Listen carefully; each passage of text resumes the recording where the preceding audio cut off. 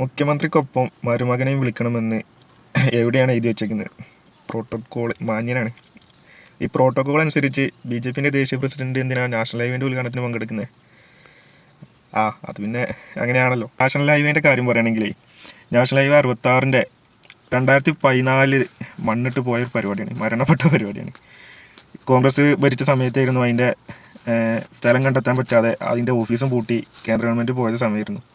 അതിനുശേഷം 2016 LDF അധികാരത്തിൽ വന്നതിന് ശേഷം ആണ് ഈ സംഭവം, അതായത് കേരളത്തിന് ഇത് ആവശ്യമാണെന്നും കേരളത്തിലെ യാത്രാ ബുദ്ധിമുട്ടുകൾ പരിഹരിക്കാൻ നാഷണൽ ഹൈവേൻ്റെ ആവശ്യമുണ്ടെന്നും പറഞ്ഞുകൊണ്ട് കേരള ഗവൺമെൻറ് മുന്നിട്ട് ഇറങ്ങി കൊണ്ടുവന്ന പരിപാടിയാണ് ഈ നാഷണൽ ഹൈവേ.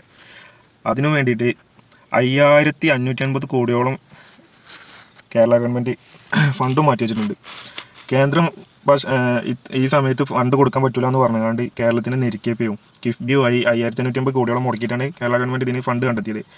പിന്നീട് അത് കടമെടുപ്പ് പദ്ധതിയിൽ ഉൾപ്പെടുത്തിയാണ്ട് അതിനിപ്പോൾ ഇരട്ടി അടയ്ക്കേണ്ട അവസ്ഥയാണ്. 12,000 കോടിയോളം ഏകദേശം അതിനെ തിരിച്ചടവ് സംസ്ഥാന ഗവൺമെൻറ് ചെയ്യണം. നിരവധി തവണ ഈ പദ്ധതിയായിട്ട് കേരളത്തിൻ്റെ ഇടപെടലുകൾ കണ്ടിട്ട്, മുഖ്യമന്ത്രിൻ്റെയും പൊതുമരാമത്ത് വകുപ്പിൻ്റെ ഇടപെടലുകൾ കണ്ടിട്ട് നിരവധി തവണ അഭിനന്ദിച്ചിട്ടുണ്ട്.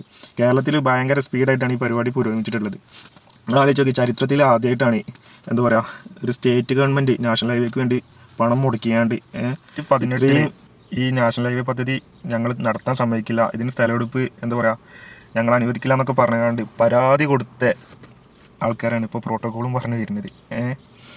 അതേപോലെ തന്നെ ഇതിന് സ്റ്റേ വേണമെന്നും പറഞ്ഞുകൊണ്ട് കേന്ദ്രത്തിന് കത്തെഴുതിയ ഒരു പ്രസിഡന്റ് ഇതിൻ്റെ മുന്നേ ഉണ്ടായിരുന്നു. അതുപോലെ തന്നെ ഈ പ്രോട്ടോക്കോൾ പാലിക്കുന്ന പാർട്ടീൻ്റെ മുൻ പ്രസിഡന്റ് മുമ്പൊരു പ്രസ്താവന ഇറക്കിയിരുന്നു ഫേസ്ബുക്കിൽ. അതിൽ പറയുന്നത് എങ്ങനെയാണ്, ഈ ഗെയിൽ പദ്ധതിയും നാഷണൽ ഹൈവേ കേരളത്തിൽ കൊണ്ടുവന്നാൽ പിണറായി വിജയനെ ഞാൻ അംഗീകരിക്കും എന്നൊക്കെ പറഞ്ഞുകൊണ്ട് പോസ്റ്റ് ഇട്ടായിരുന്നു. അപ്പം ഇത്രയേ ഉള്ളൂ. പിന്നെ മരുമോണിസം അത് നമ്മൾ പറയാതെ പോകാൻ വയ്യ. കാരണം SFIൻ്റെ സെൻറ്റ് തോമസ് കോളേജിൽ വെച്ച് പഠിക്കുന്ന സമയത്ത് SFIൻ്റെ കൊടി പിടിച്ചുകൊണ്ട് തുടങ്ങിയ രാഷ്ട്രീയ പ്രവർത്തനമാണ്.